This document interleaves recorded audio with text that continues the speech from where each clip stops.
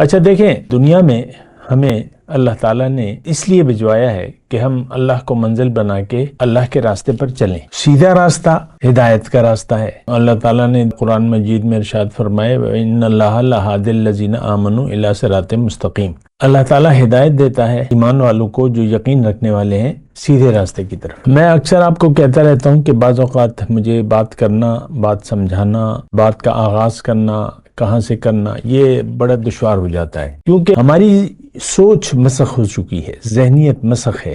اور دیکھیں، میں زیادہ مشکل گفتگو نہیں کرتا، میں کرنا چاہتا ہوں۔ ہم جس چیز کو دین سمجھ بیٹھے اصل میں وہ حقیقت میں دین نہیں ہے، بلکہ دین کے اجزاء ہیں، مطلب دین کے احکامات ہیں۔ ہمارے خیال میں دین صرف نماز، روزہ، حج، زکوٰۃ کا نام ہے، باقی تو ہم زندگی اپنی مرضی سے گزار رہے ہیں۔ دیکھیں، بنیادی طور پہ یہ بات نوٹ کر لیں کہ اصل تو دنیا میں آ کے ہم نے منزل کا تعین کرنا ہے اور پھر اس کے راستے کو معلوم کرنا ہے، پھر اس کے راستے پر چلنا ہے۔ تو یہ ایک مطلب جینون بات ہے۔ پہلے تو منزل کا تعین ہے۔ سب سے پہلے آپ نے فیصلہ کرنا ہے کہ آپ کو چاہیے کیا دنیا سے، یعنی اس زندگی سے آپ کیا چاہتے ہیں۔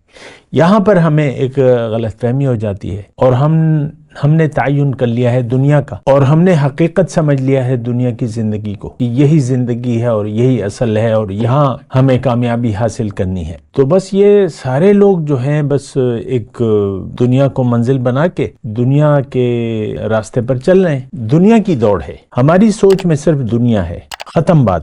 گلی میں جھاڑو پھیرنے والا جو شخص ہے یا ملک کا وزیر اعظم ہے، اس کے درمیان جو بھی کیٹیگریز ہیں لوگ، اس میں میں اور آپ بھی آتے ہیں۔ ہم سب لوگوں کا مبدأ زندگی دنیا ہے، اور ہم دنیا کے لیے زندگی گزار رہے ہیں۔ گمراہ کون ہے؟ وہ شخص جس نے دنیا کو منزل بنا لیا، تو یہ تو بھٹک گیا، گمراہ ہو گیا۔ اور جو دنیا کی زندگی کو، یعنی اس نے فیصلہ بھی کر لیا اور پھر دنیا کے راستوں پر روا دوا ہے، دنیا کو منزل بنا کے، اور اس میں ٹائم گزر جاتا ہے، پھر اس کو ہدایت پیش ہوتی ہے، اللہ تعالیٰ اسے ہدایت کے مواقع دیتا ہے، یہ اس کو قبول کرنے سے جب انکار کر لیتا ہے اور اپنے اسی راستے پر چلتا رہتا ہے، تو پھر قانون الہی یہ ہے کہ اب اس کا استدراج شروع ہو جائے گا۔ یعنی اس کی یہ تو آیا تھا پرواز کے لیے، اور اس نے دنیا کو منزل بنا لیا، یہ تو پرواز کرنے کے لیے آیا تھا اللہ کی طرف، سیر الی اللہ، اور اس نے دنیا کو وَلَكِنَّهُ أَخْلَدَ إِلَى الْأَرْضِ، قرآن کے الفاظ، زمین پر اتر آیا، زمین کو منزل بنا لیا، مادے کو، مٹیریل کو اس نے اپنا مقصود، محبوب و مطلوب بنا لیا۔ اب اس کی پرواز نیچے کی طرف، اسفل السافلین کے الفاظ ہیں قرآن، ثم